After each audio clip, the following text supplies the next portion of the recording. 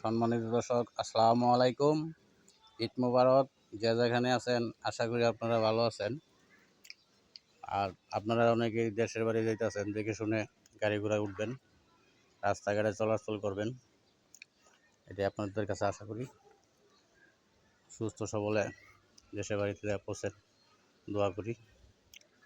এটা একটা প্রবাসীর বাড়ি। তো উনি সৌদিতে থাকতেন। উনি শখের বশতে এই কড়া খেজুর গাছ ড্রামে, বড় বড় ড্রামে রোপণ করে রাখছেন।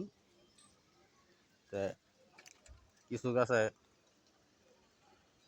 শাখায় চারা আইতেছে, এই যে এটা আমাদের শাখায় চারা রয়েছে, তারপরে ওই শাখায় চারা আসে নাই।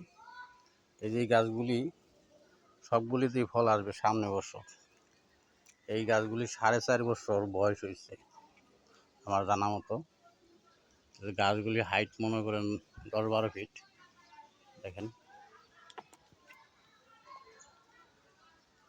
সৌদি খেজুর আপনার 4.5, 4, 3.5, ওই 5 এরম সময়ই লাগে।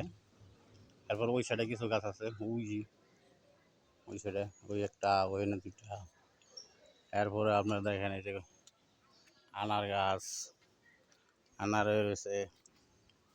এরপরে এই যে দেন সবেদা, 12 মাসা সবেদা। এটা হলো 12 মাসা সবেদা।